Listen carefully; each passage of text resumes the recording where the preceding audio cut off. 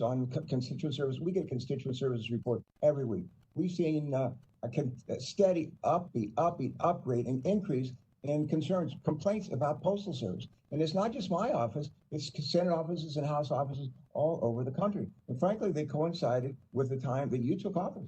Even this morning, I just got a message from Joe Manchin, Senator from West Virginia.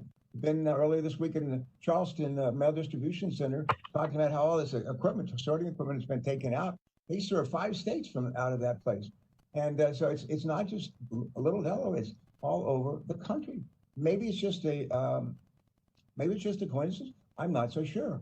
But here's why we're skeptical. We got a president who doesn't want to have vote by mail. We got a president who'd like to suppress the vote. We got a president who would like to see the postal service not do well. I worked for almost 20 years on this committee to try to make sure we have a vibrant, active, meaningful postal service. You come from Greensboro, North Carolina, just north of, just south of where I grew up in Danville, Virginia. We had voter suppression in this country almost from the get-go. Even though our first Postmaster General, Benjamin Franklin, said, no, we're not going to do that. We're going to let everybody have, freedom and right to choose their own folks. It hadn't been that way. Women didn't get to vote. Blacks didn't get to vote. We still have voter suppression. The last congressional election they had in North Carolina, you know what happened? Half the people voted for Democratic candidates for Congress. Do you know how many Democrats were elected out of 13 seats? 3. I mean, we have seen poll taxes, we have seen literacy tests, all this stuff. And when I see what's going on with the president who wants to degrade the Postal Service, wants to get rid of vote by mail, you shouldn't be surprised that we're alarmed when we see the kind of degraded service that we're seeing across the country. It wasn't that long ago, we had an overnight mail service in the metropolitan area. It wasn't that long ago, we had from coast to coast mail delivered within 3 days. And we don't have that anymore. So people should be, if people seem skeptical, they have a right to be skeptical. I want to just say, after the public uproar that we've seen here in my state and other states about delays and failure to deliver the mail, you've committed to freeze additional operational changes until after the election. Good.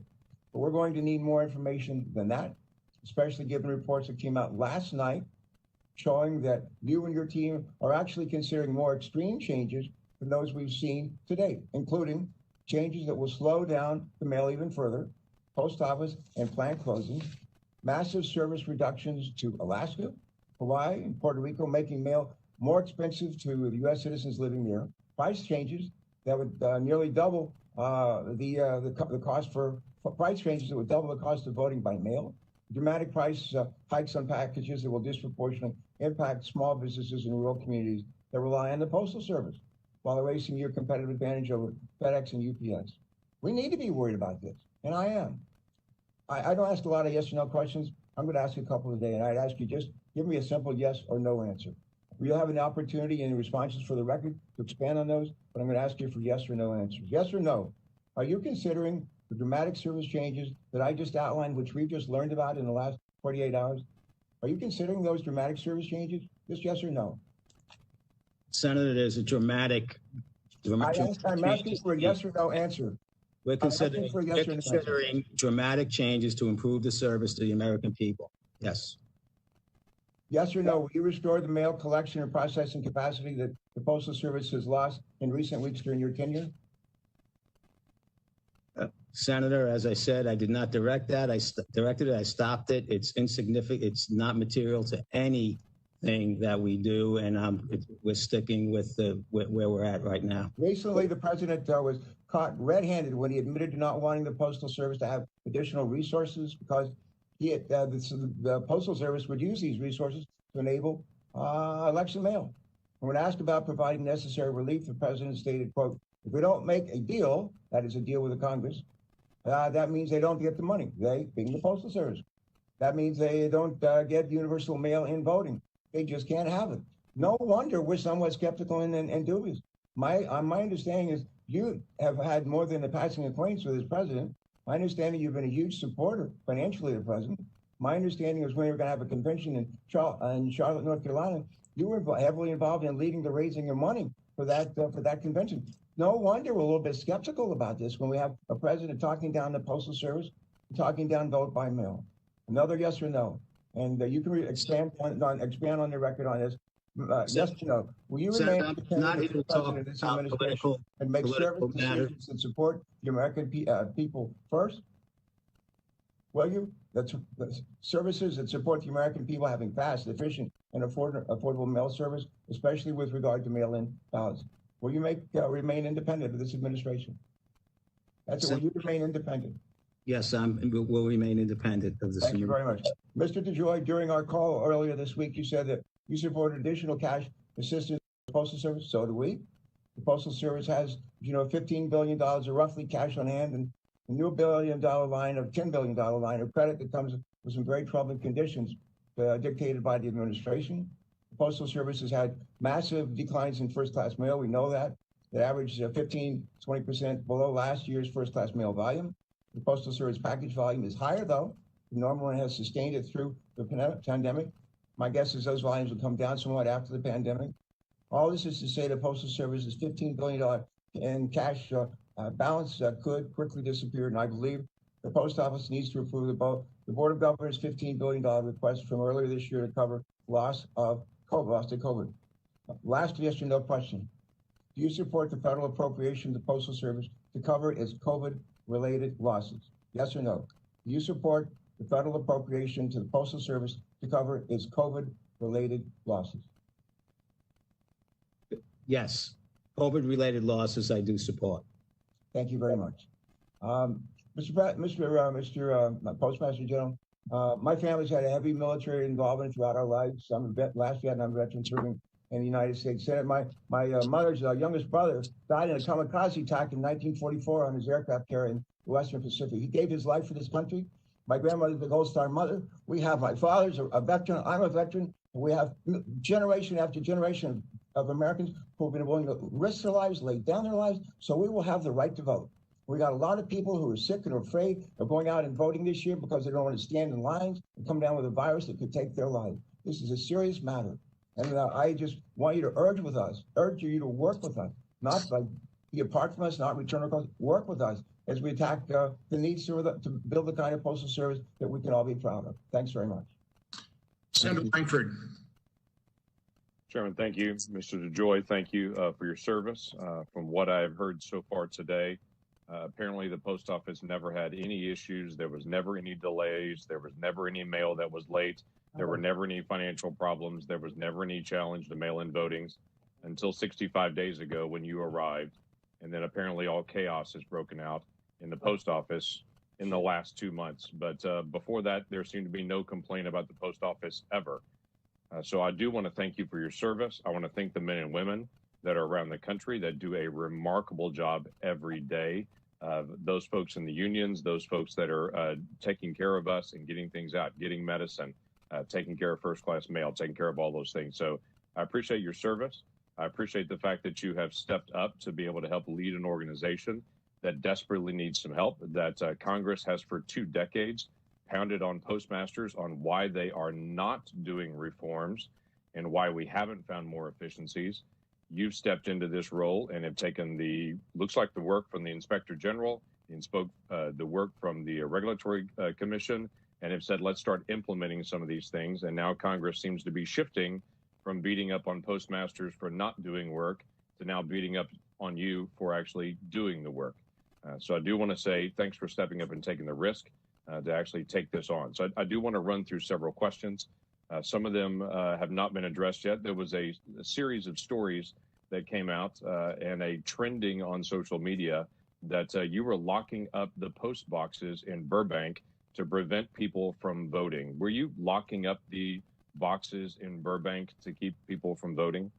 Senator, the stories that I have heard of my ability and the places I'm able to get to in the same day are just remarkable.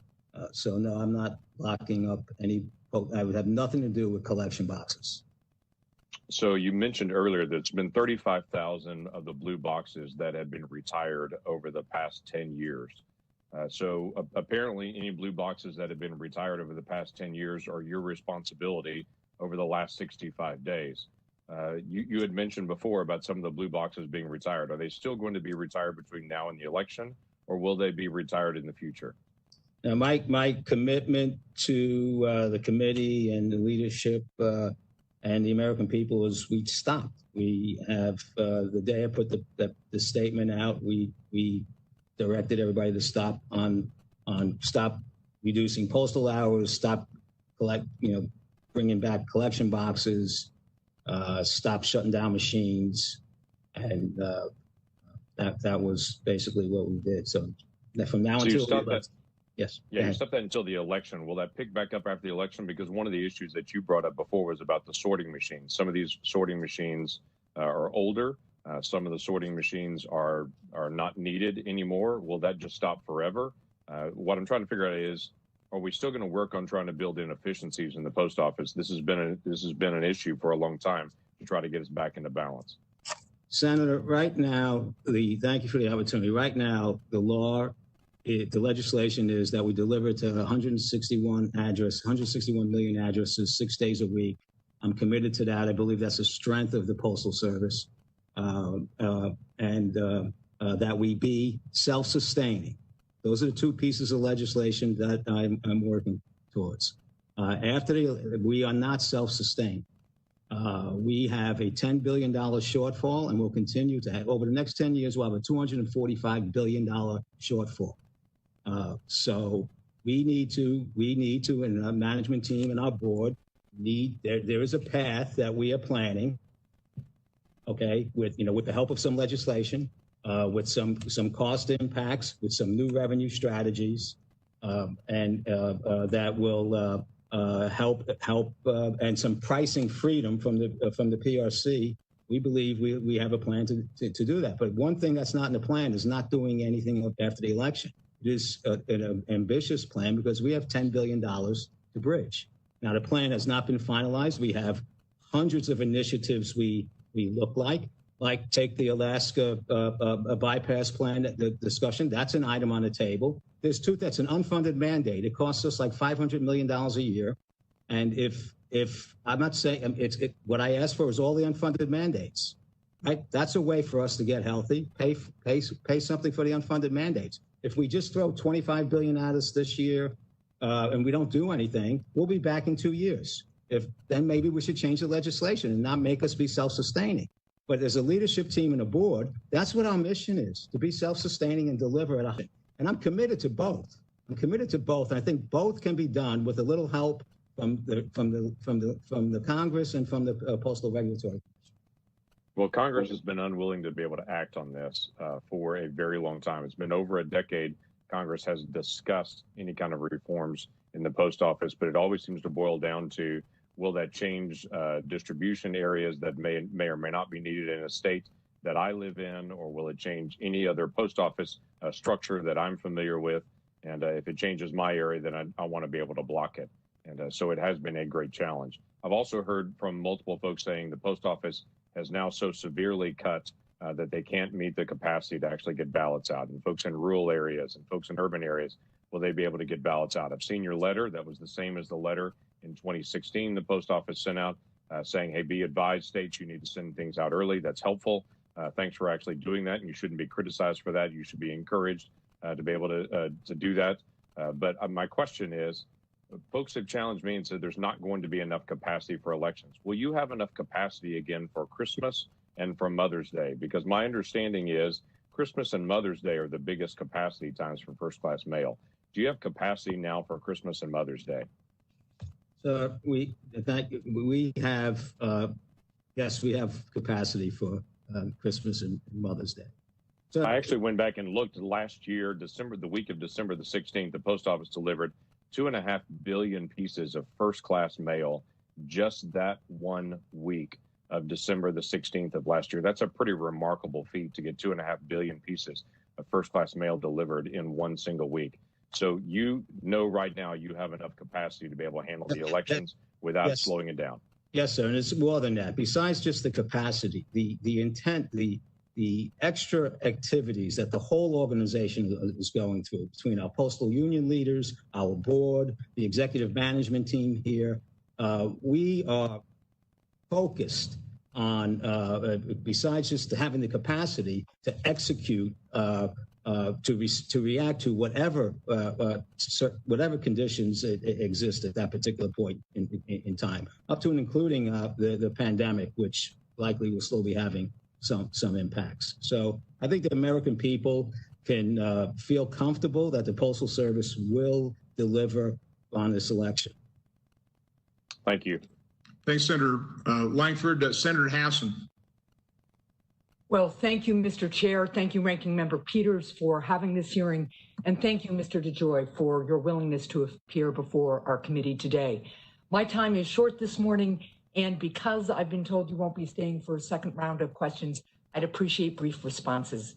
Mr. DeJoy, I sent you a letter last week detailing stories from Granite Staters about delays in their mail. And I will note a huge spike in calls to my office since mid-July about the Postal Service and delays.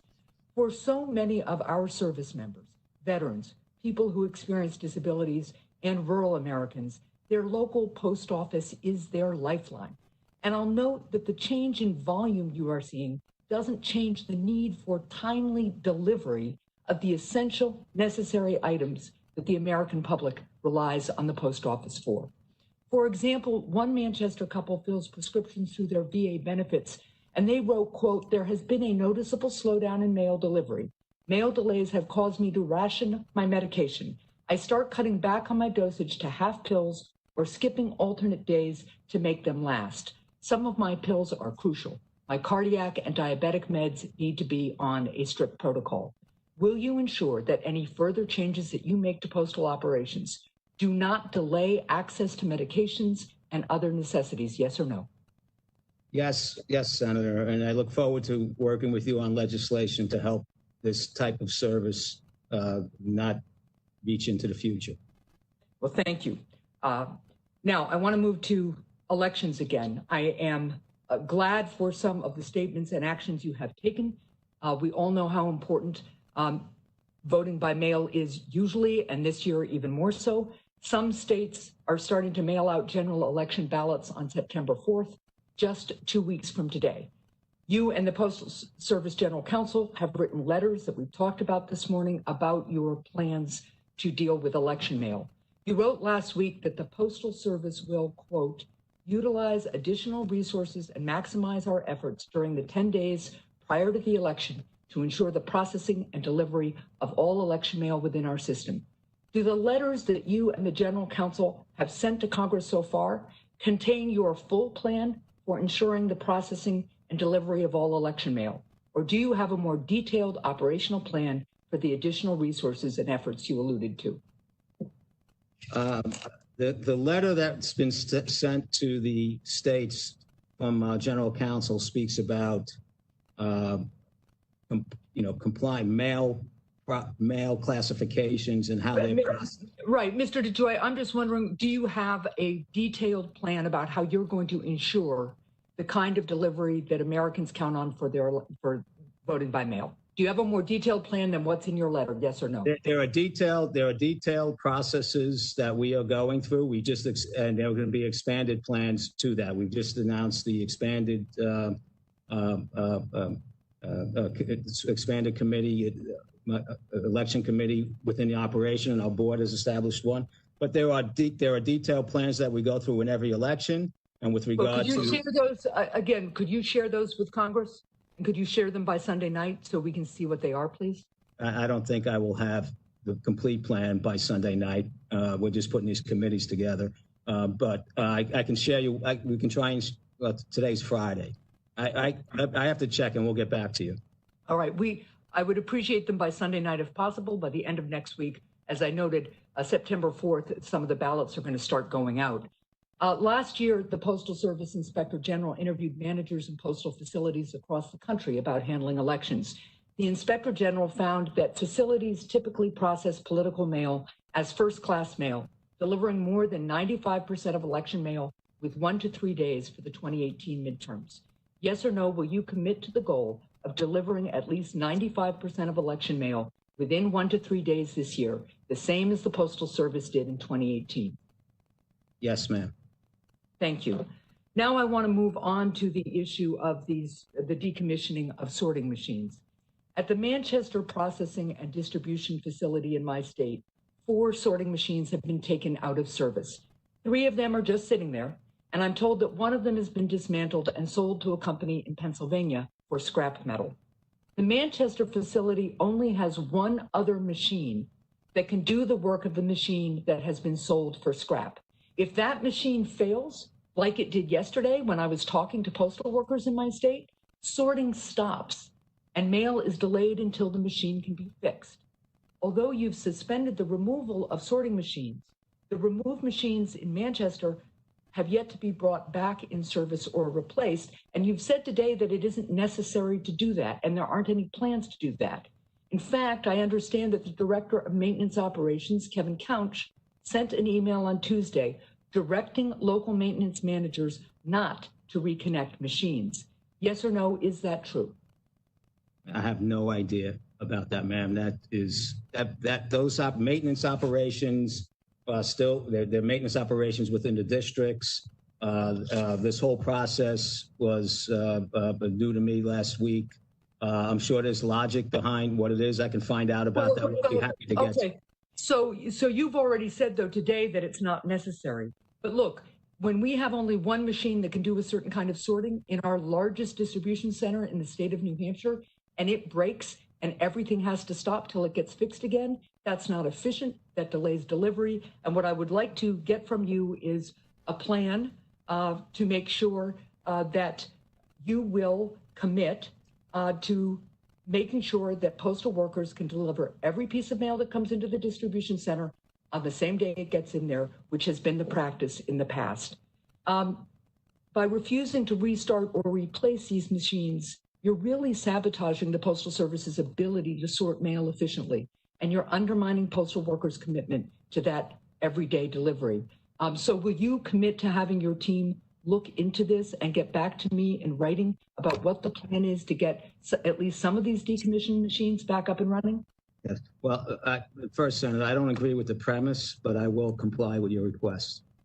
Well, thank you. And it would be helpful to get a response by the end of the week. And finally, I will just, because I see that I am running out of time, I will ask a question for the record because there are growing concerns that postal workers are being retaliated against when they speak to their members of Congress or to the press about some of the shortages that they are seeing or some of the delays they're seeing, some of the sabotage and undermining of timely delivery that they are seeing. And I want to make sure that postal workers who are speaking to protect the interests of the American public that they serve with such diligence are not retaliated against for doing so. Can I have your commitment today that they will not be retaliated against for doing so? Yes, ma'am. Thank you. And thank you, Mr. Chair. Senator Scott. Sure. Thank you, Chairman Johnson, for holding this hearing today. Thank you, Postmaster General DeJoy, for being here. In Florida, we've had vote by mail for a long time, and it's worked really well. And I think the post office in Florida has done a great job in making sure it's worked. I've had 3 elections, and everyone, they've worked hard to make it happen. Mr. DeJoy, can you just talk about why you're uniquely qualified? They've worked hard to make it happen.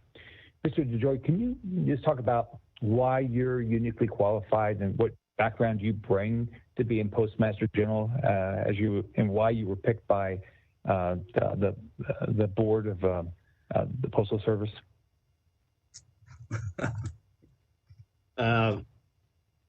Thank you, Senator.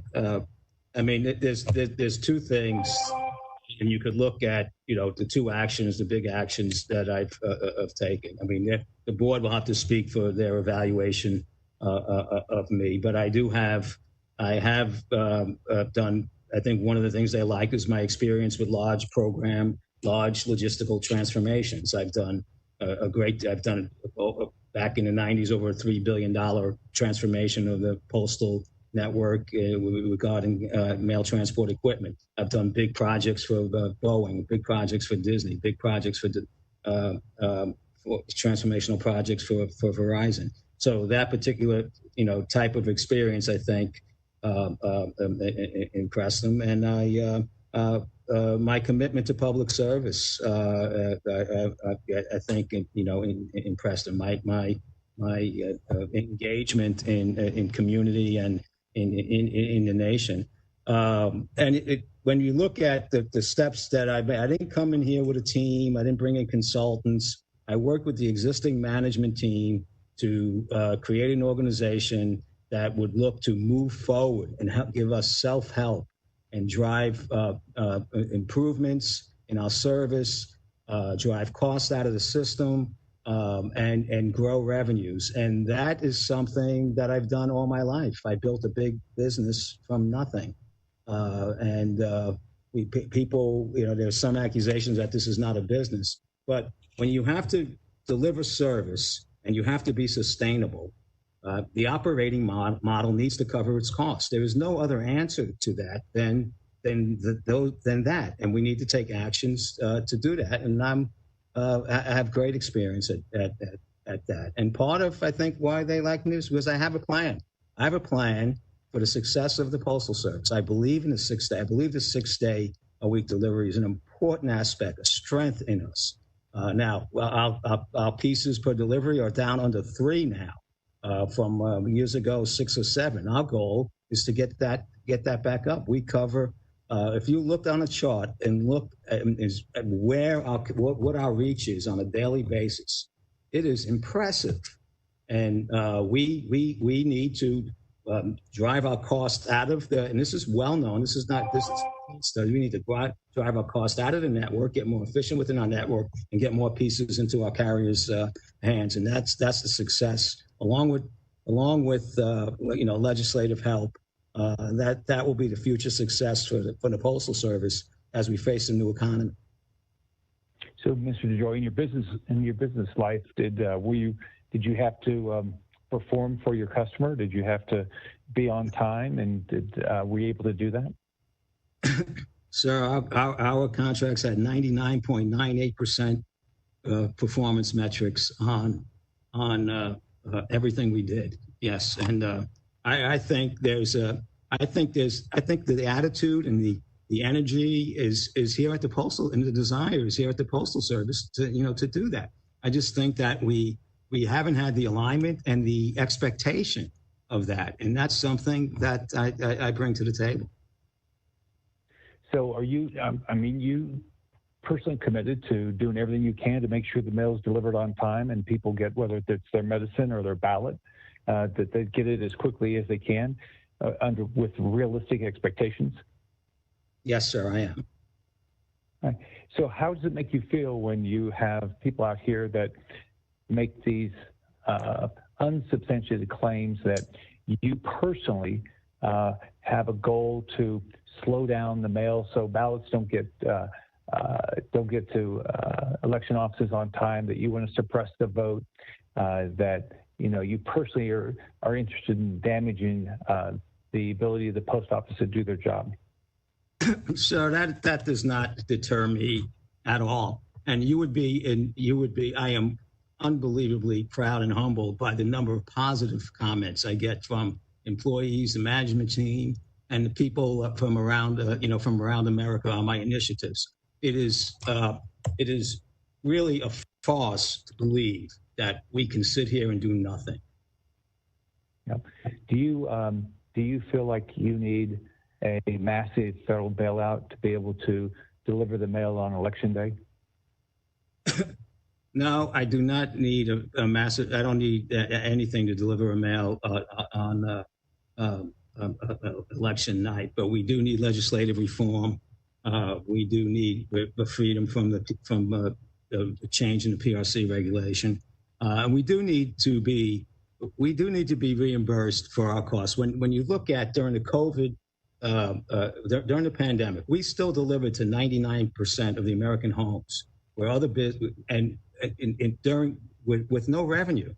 The American postal worker was out there. This organization continued to perform, and this is why we have such high ratings. Well, our revenues were down. Other organizations would have stopped going into some of these rural areas and so forth. We continue to do what we're supposed to do, and at a significant cost impact, And I'm one to try and get to a sustainable model. But in this case, I believe we deserve some compensation for it. Well, one thing I think a lot of us would like to be able to do, if we're going to provide more funding to the post office, that I'd like to work with you and others to find out what are the things that we ought to do to make the changes necessary to make sure that you can do your job in the future. So I appreciate any information you could provide that would allow us to do that. And I just want to thank you for your commitment. I want to thank all the people that work at the post office. They work hard. But I appreciate your background, your commitment to excellence, and I hope you can do the same thing over time at the post office. Thank you, Chairman Johnson. Thanks, Senator Scott. Senator Rosen. Thank you, Chairman Johnson, for holding this meeting here today. And thank you, Mr. DeJoy, for making yourself available. Before I ask some further questions, I want to ask the Postmaster General, I'd like to ask you this. We need transparency in the changes you've been making and in everything that you've discussed here today. Will you commit to providing this committee with any and all transcripts or minutes of all closed, non-public Board of Governor meetings from this year by this Sunday? Can you commit to that, sir? No. You will not commit to provide minutes? I don't know. I don't have the authority to do some of those things, and that is something that I would need to discuss with counsel and the board's counsel. So I can't commit to that. Well, we'll be discussing that with you, but let's move on. We have limited time. Before I go with the rest of my questions, I do want to thank the dedicated postal workers across this nation, particularly here in my state of Nevada. I spoke with many of them yesterday. Majority of them veterans in their family. They have done years of dedicated service to this country, to this nation, and they are very concerned. To Mr. DeJoy, earlier this year, you've acknowledged you've made operational changes to the Postal Service.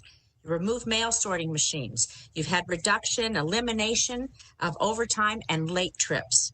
In Las Vegas, where we're expecting mail volume to ramp up soon, our postal workers, the ones I spoke with yesterday, are reporting the removal of sorting machine from our general mail facility, which is actually right down the street from my house.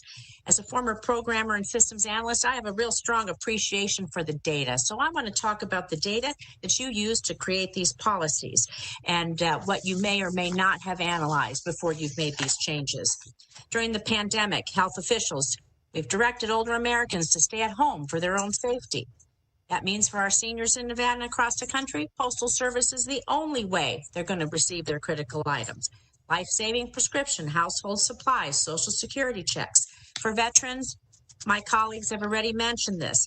It's a lifeline. 80% of veterans' prescriptions are filled by the United States Postal Service. I have 225,000 veterans in Nevada, many of them relying on this for their timely delivery of life-saving medication. And in small towns across Nevada, from Gabbs, who has a population of 269 people, to Shores, it's a tribal community with 658 people. Some of my larger rural communities, that's all they get is the Postal Service. So please, could you answer yes or no? Effort of time. Before developing and implementing policy changes since assuming your role this year, did you conduct any specific analysis on how your changes would impact seniors? Yes or no, sir? So, ma'am, the policy changes that I... Yes or no, sir? The policy changes that I embarked upon were not the ones that you identified in your... So you didn't do any analysis to see how seniors would be impacted. Okay, let's move on. Did you do an analysis to see how veterans might be impacted, knowing that so many of our postal workers are veterans? We employ so many veterans that they aren't getting their medication and that they rely on 80%. Did you do a specific analysis to see how veterans would be impacted? The only change that I made, ma'am, was that the trucks leave on time. Theoretically, everyone should have got their mail faster. So can you look me in the eye and all the Nevada veterans in the eye, all the Nevada seniors in the eye, and tell us that you will not continue in the policies in the future that you know that will harm my seniors, my veterans here in Nevada, and all of our seniors and veterans across this nation? Can you look us in the eye and commit to being sure that they have on-time delivery? Well, I'm working towards on-time delivery, ma'am. Yes, I can commit to that. Thank you. And so did you do any analysis about the fees if mail is late, the late fees that people would get when they paid their rent or their car payment or their utility bill if the mail is slowed down, and the impact that the charges and those fees would have on working families? Is there any analysis about the impact of late delivery by you on that, sir? Yes or no, please? The analysis that we did was that if we moved the mail on schedule, that all late deliveries would have been improved.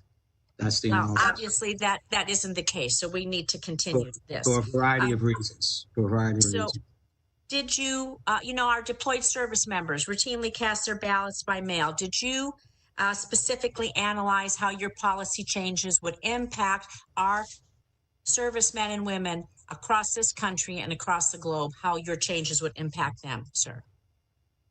Senator, the analysis we did would show that we would improve service to every constituent. So that's great. So can you provide me by this Sunday, if I understand you correctly, you have an analysis that will show that this should have improved it, although we are finding out through thousands and thousands of contacts to our office, to our connections, that it has not been the case. So this is frankly unacceptable, and I would like to see the analysis that this was based on to our offices by this Sunday. Can you commit to that, sir? No, ma'am. Can you commit to providing it to us at all, sir?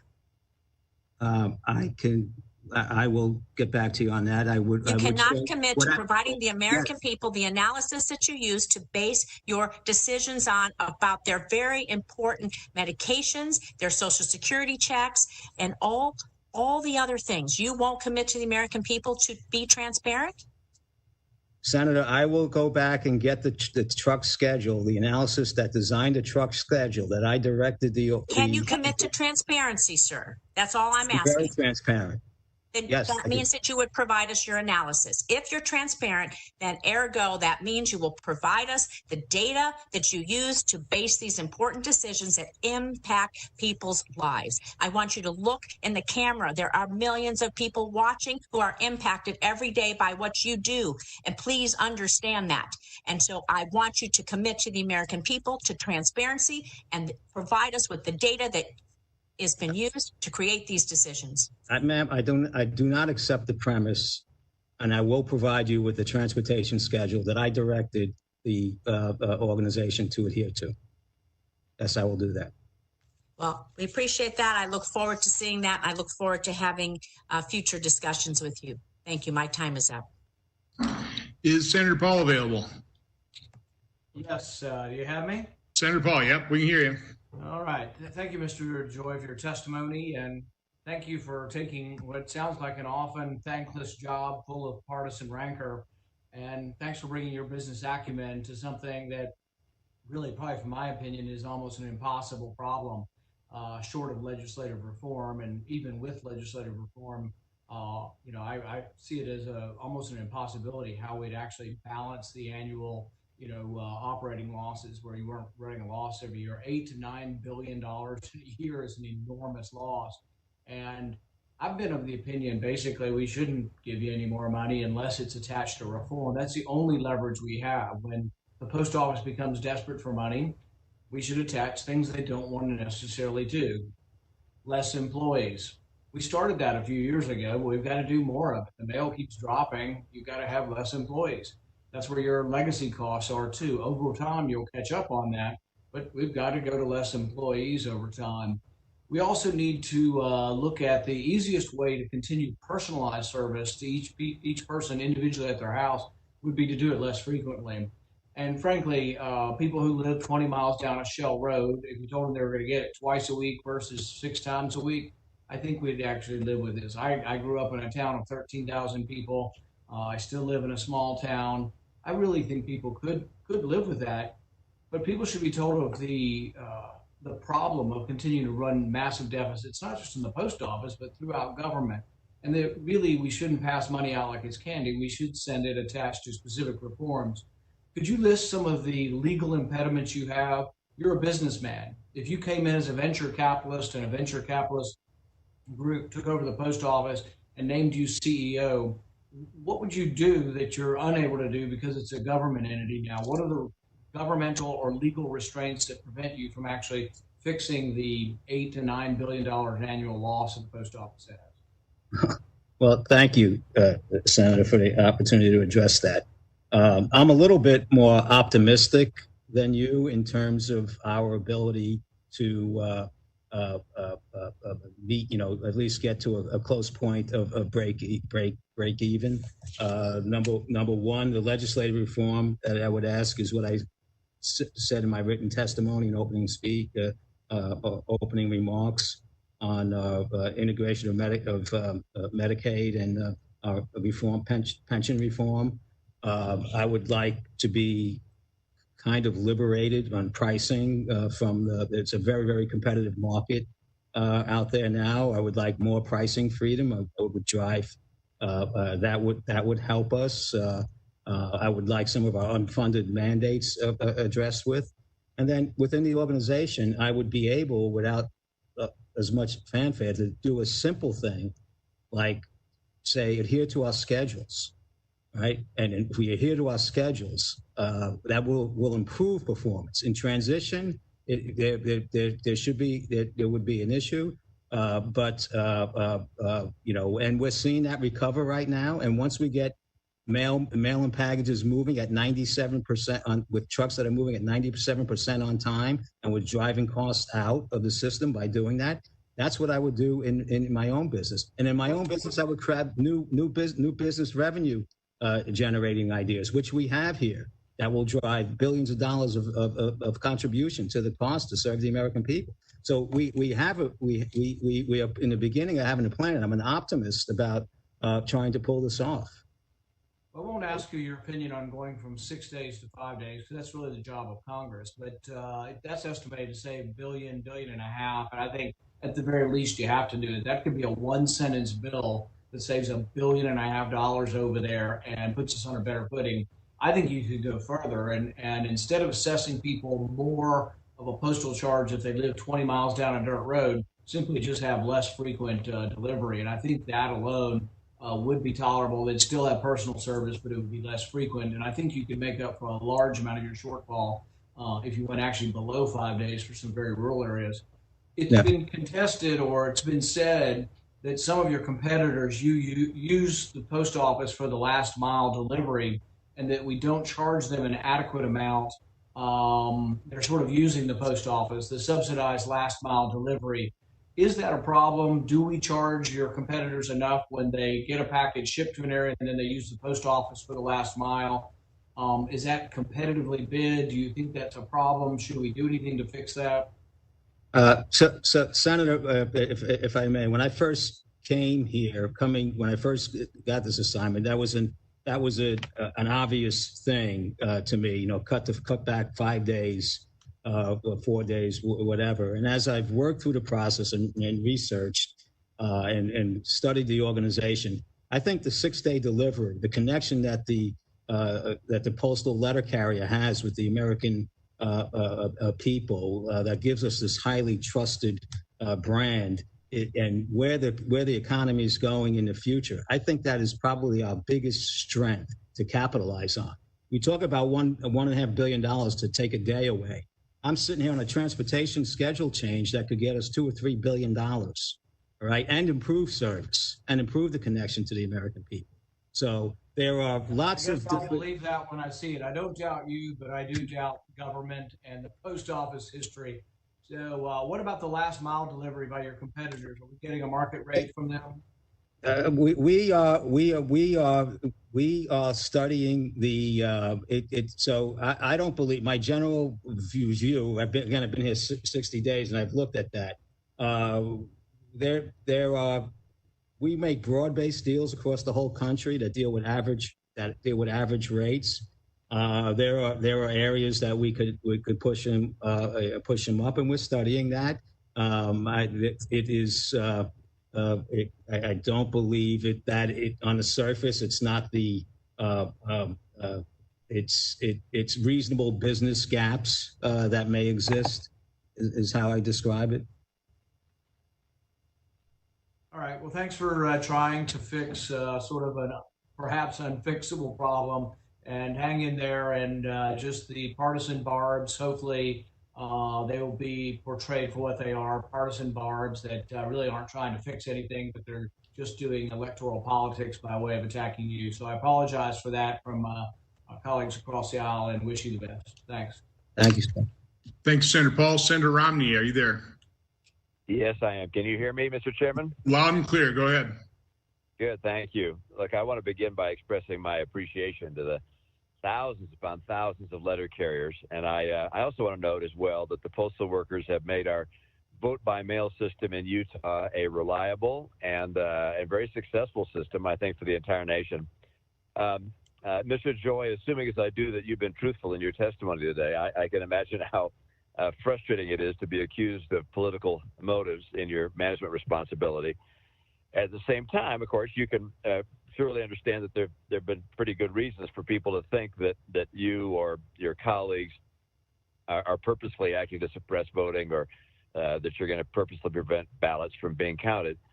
And any surprise at such concerns has to be tempered by the fact that the president has made repeated claims that mail-in voting will be fraudulent, and that he doesn't want to get more money to the post office because without more money, you can't have universal mail-in voting. Putting that aside, let me note that a great deal has been made of the fact that you contributed to President Trump's campaign. I would note that you also generously contributed to my campaign.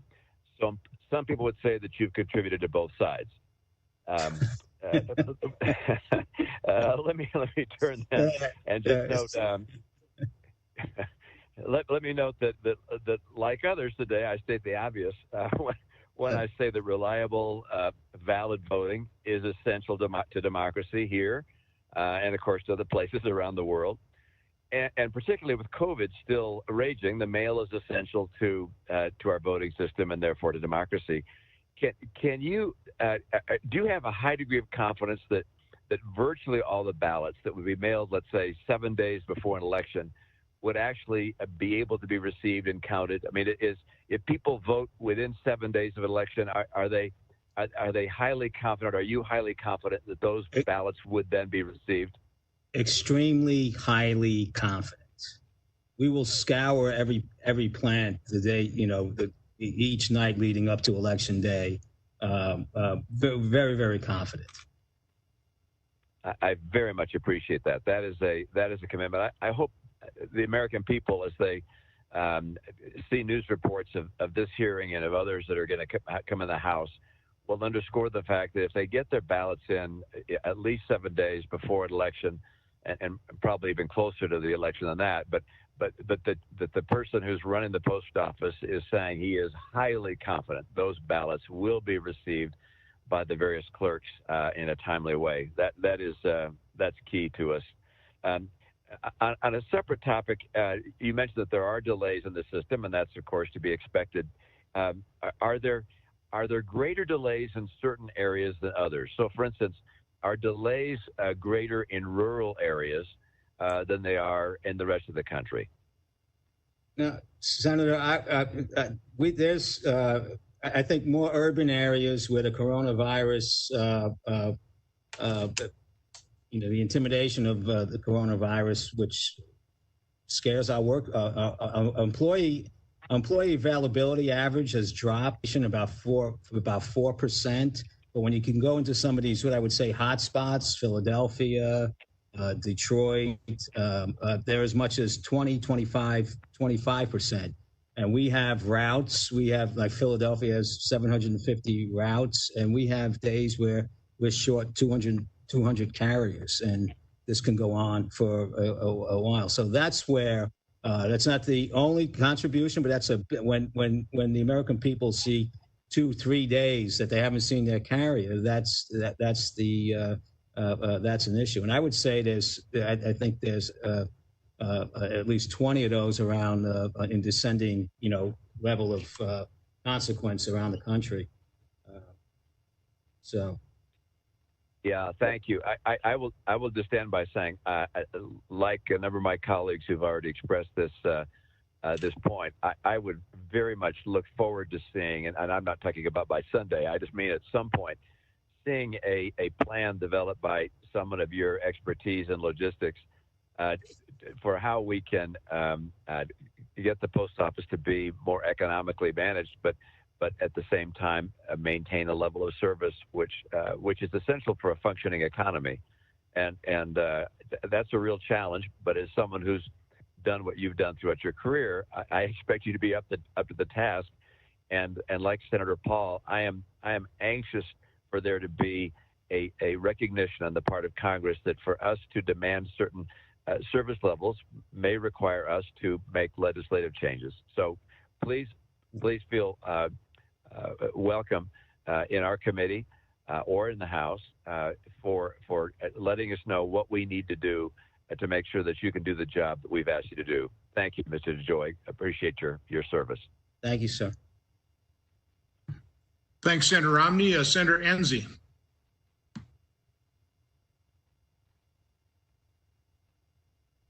Really appreciate you, Chairman Johnson, for holding this hearing. And I especially appreciate the Postmaster General coming to this hearing, knowing what kind of a target he will be. It's got to be really difficult only being in office 60 days and being expected to solve all of the problems of the Postal Service. It's been in a crisis for many years. Senator Collins used to head this committee when it wasn't called Homeland Security. It was Government Affairs, and she has worked on the post office all of that time and has a pretty good bill that she's worked on with Senator Feinstein that I hope people will take a look at. I'm not sure that anything can be done in a bipartisan way, particularly if one of the participants, Susan Collins, is up for election, because that might help her in her campaign. But she's been dedicated to this. It isn't a new idea that she had. It's something that she's been working on, and it has a lot of good ideas in it. I feel I really appreciate postal workers.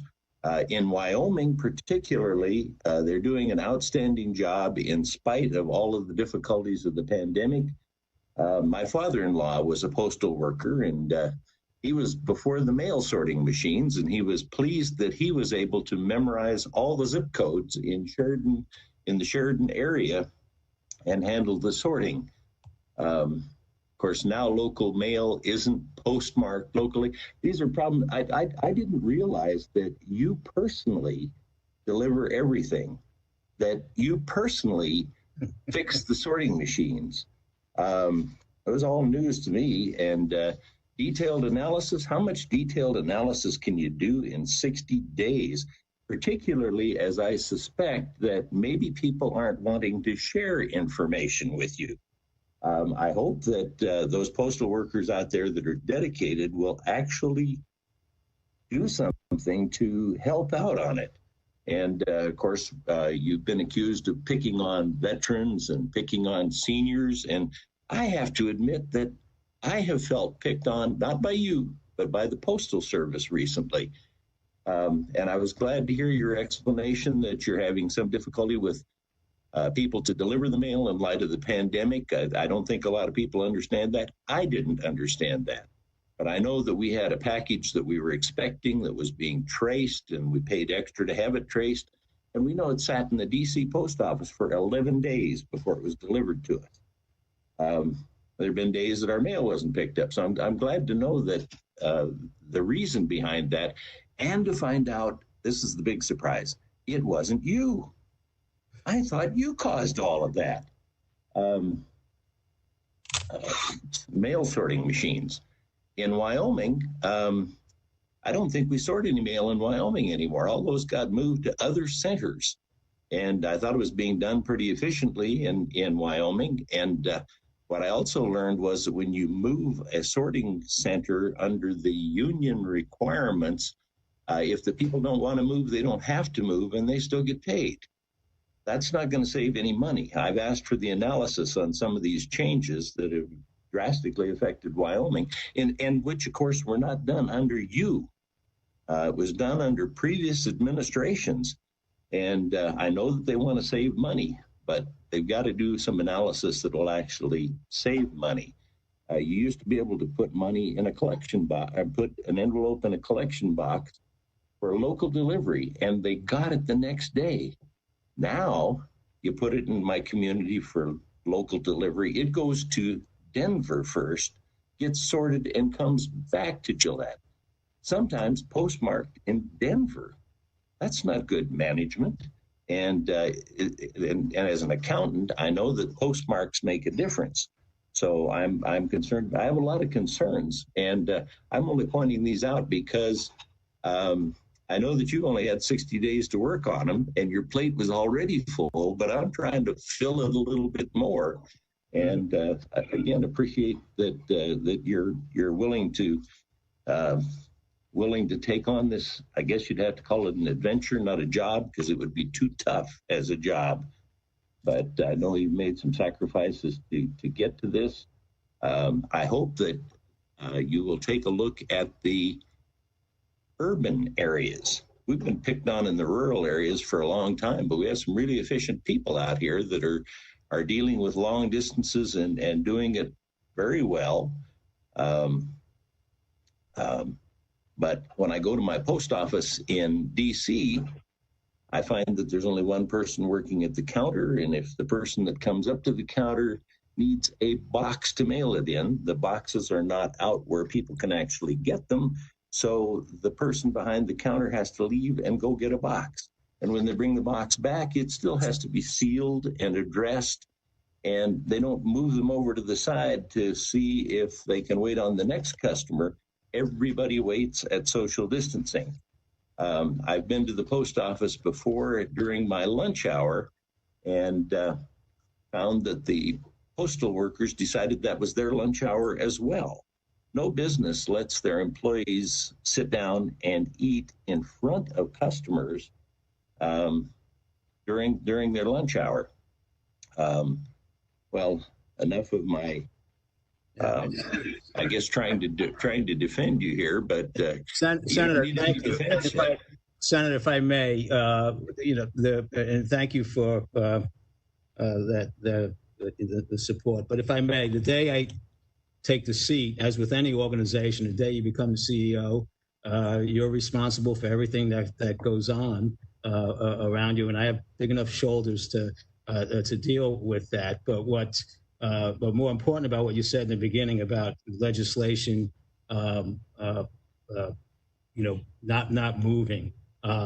We, the organization, needs to, and this board, we will move forward. We have to, because without legislation, without any assistance, we will run out of money. And 9 months, 12. We talk about a 633,000 person organization, and 9 months worth of cash, and everybody thinks we're okay. That's outrageous thinking. And so we need to, we will, and that's kind of the difference now. When we are moving, as I said in my opening remarks to the Board of Governors, we will do what we need to do to stay, to meet our operating objectives and get to self-sustaining, manner.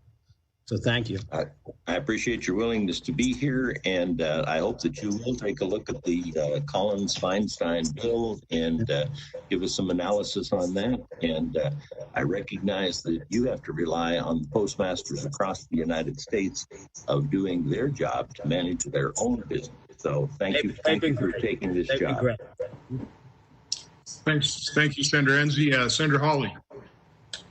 Thank you, Mr. Chairman. Thank you, Mr. DeJoy, for being here. Let me see if I can ask a few questions to get started that will maybe help clear out some of this misinformation that we have heard repeated over and over and over again in the media, and some of it echoed today. Just to be clear, will USPS have enough cash on hand to support operating expenses through the November election? Yes, sir. Has the Postal Service seen an increase actually in total operating revenues in the most recently reported quarter relative to last year? Yes, sir. Small, but yes. Has the Postal Service seen its overall cash on hand position increase since the start of the pandemic in March to a level of approximately 15 billion? Is that right? Somewhere between 14 and 15 billion. Yes. So if I've understood your testimony correctly today, what I've heard you say and also what I've read in your written testimony, your testimony to us is that the Postal Service has the wherewithal, it has the resources, it has what it needs in order to deliver the mail safely and on time through the November election. Just to be clear about that, is that right? So yes, Senator. Two separate things, though. To deliver on the election and cash to operate the business in the future are two separate things. But yes, we have plenty of cash to operate for the election. Yeah, no, just on that second point, since you bring it up, what's your estimate of the amount of additional assistance that you require as you look toward the future, past November and into the months and years to come? I think we have had, the biggest thing we need is legislative reform and the PRC to decide. But I estimated about $10 billion. We estimate about $10 billion cost on the COVID expense side. What I would like to see is the note that we have negotiated with Treasury be used to get long-term financing to buy new vehicles. Can I just ask you about that since you bring up the note from Treasury? So the CARES Act authorized $10 billion in borrowing authority. I understand that you reached USPS and the Treasury Department came to an agreement late last month in principle over what that would be, what that would look like. Can you give us a sense of when this $10 billion that was authorized, it's a loan, when this is likely to be made available to you, what you see its utility as? Just give us an update on where that stands. So we have terms of agreement, and all we would need to do is when we request it, get a final document on it. But the terms have been agreed. I mean, the issue here with borrowing money is you need to know how you're going to pay it back. And at this particular point, we're evaluating that, but it is available to us pretty quickly. And what do you anticipate using it for in the near term, assuming that you do avail yourselves of it? There's pretty specific limitation. I cannot use it for capital, but I can use it to cover operating costs that are closely associated with COVID, and we can identify that pretty easily. Now, you said just a second ago, when you first introduced the topic of the loan, you said that you would like additional authority to perhaps use the loan toward vehicles or as collateral for vehicles. Can you say more about that?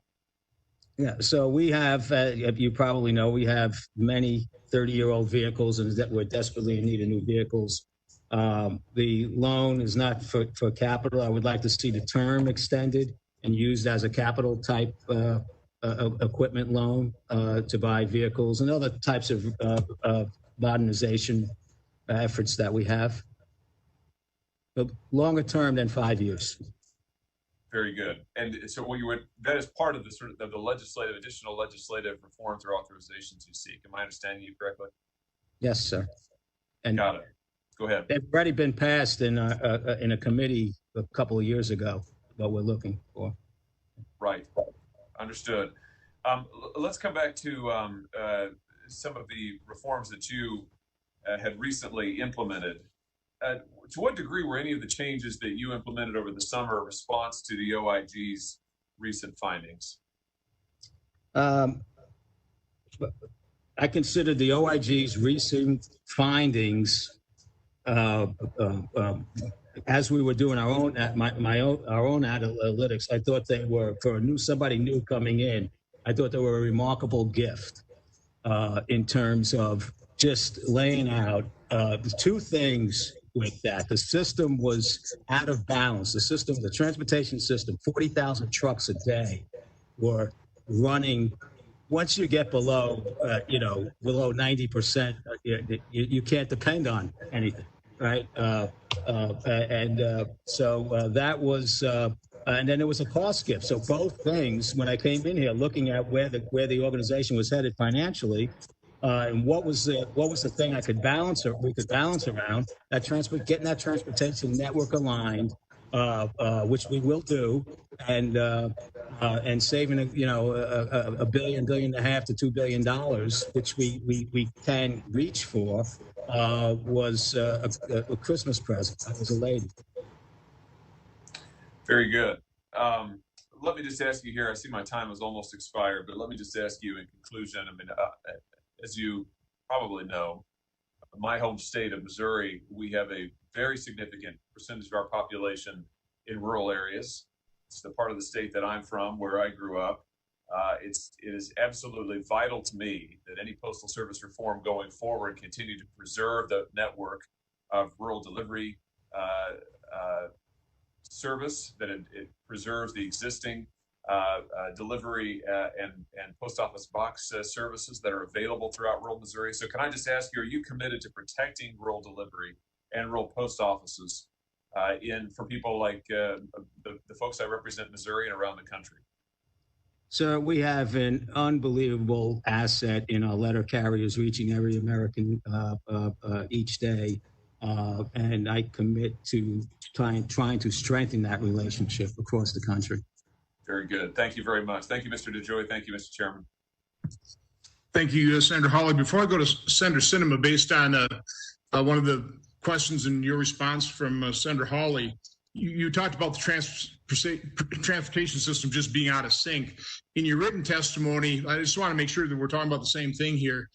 You said your on-time trips went from 35,000 per day to 39,000 per day, which means schedule time of 89% improved to 97%.